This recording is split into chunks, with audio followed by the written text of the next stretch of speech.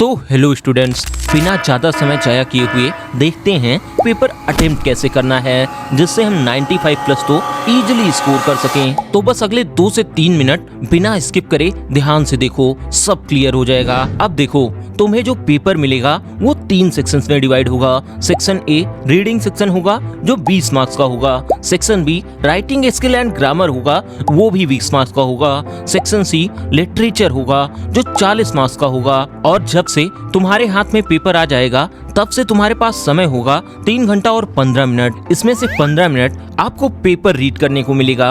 अब देखो, मैक्सिमम बच्चे इस 15 मिनट को रीडिंग सेक्शन के बड़े पैराग्राफ को पढ़ने और उसके आंसर खोजने में खत्म कर देते हैं। मैं कहता हूँ तुम्हें ऐसा नहीं करना। तुम्हें जैसे पेपर मिले तुम्हें ग्रामर सेक्शन पे जाना है और जितने भी क्वेश्चन तुमको तुरंत आ रहे हैं पेंसिल से उसका आंसर वहीं छोटा छोटा लिख देना है। टीचर मना करते रहेंगे कि पेपर में कुछ ना लिखो, फिर भी तुम छोटा छोटा लिखने की कोशिश करना, जिससे तुम लास्ट में प्रेशर में आकर ग्रामर के क्वेश्चंस गलत करने की गलती से बच सको। फिर तुरंत तुम्हें आना है रीडिंग सेक्शन पे। बस एक बार पैराग्राफ को रीड कर लेना है। ये इतना तुम्हें 15 मिनट के अंदर करना है। अब बारी होगी उस 3 घंटे के मेन थ्रिलर की, जिसमें तुम्हारे हाथ में पेन और डेस्क पर कॉपी होगी और तुम्हें शुरुआत लिटरेचर सेक्शन से करनी है, क्योंकि ये 40 नंबर का है और इसको हमने ऑलरेडी पढ़ रखा है, इसलिए आंसर्स भी अच्छे से लिख सकेंगे, जिससे जो टीचर तुम्हारी कॉपी चेक करे उसके दिमाग में शुरू से ही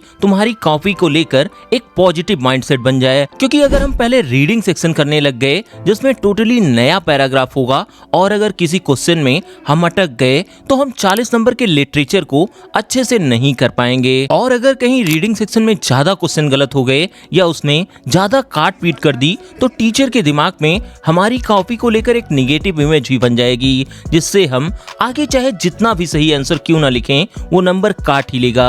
इसलिए हम सबसे पहले सेक्शन सी लिटरेचर से शुरू कर रहे होंगे। और एक बात ध्यान रखना है कि डायरेक्ट आंसर लिखने ही नहीं शुरू कर देने हैं। सबसे पहले हेडिंग डालनी है सेक्शन सी, फिर उसके नीचे लिटरेचर टेक्स्ट बुक लिखना है, फिर सेक्शन सी के क्वेश्चंस एक सीक्वेंस से करने शुरू कर देना है। ध्यान रहे कि ये मत कर देना कि सेक्शन सी में भी ढूंढने लग जाओ कि जो आंसर मुझे अच्छे से आता है उसे पहले लिखूं। ऐसा हमें बिल्कुल नहीं करना।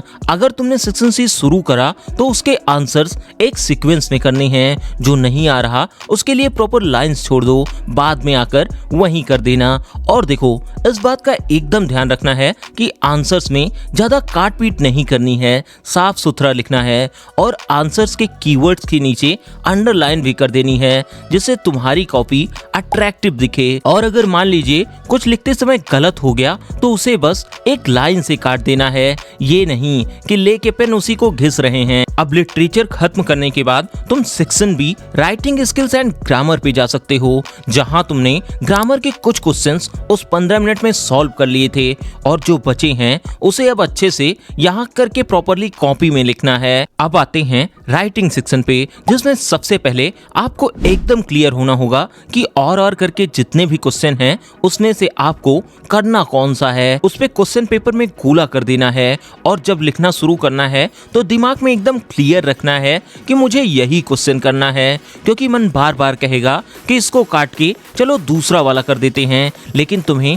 एकदम स्ट्रिक्ट रहना है और राइटिंग सेक्शन के आंसर्स लिखते समय तुम्हें फ्रेश पेज से स्टार्ट करना है। ये नहीं कि कोई क्वेश्चन खत्म हुआ और उसी के नीचे से शुरू हो गए। और हाँ, फॉर्मेट एकदम बढ़िया से लिखना और जो भी प्री मेड लाइंस तुम्हें याद आए उसे जरूर इंक्लूड करने की कोशिश करना। और जब ये सेक्शन बी भी हो जाए तब तुम्हें सेक्शन ए पे आना है, जहां तुमने एक बार पैराग्राफ पहले 15 मिनट में रीड कर लिया था। अब तुम्हें पहले क्वेश्चंस देखने हैं, फिर पैराग्राफ पे जाना है और खटाखट आंसर्स लिखने हैं। इस तरह से तुम्हारा पेपर कंप्लीट हो जाएगा। अब अगर बात करें टाइम मैनेजमेंट की तो सबसे पहले मैक्सिमम 1 घंटा 10 मिनट में हमें लिटरेचर फिनिश करना है, 25 मिनट में ग्रामर, 30 मिनट में राइटिंग स्किल और 40 मिनट में रीडिंग कॉम्प्रिहेंशन और आखिरी के 15 मिनट हमें छोड़ देने हैं कॉपी को रीचेक करने के लिए, जिसमें अगर हमने कोई क्वेश्चन छोड़ा है तो वो कर लेंगे और एक बार कॉपी को अच्छे से फिर से देख लेंगे। अब देखो,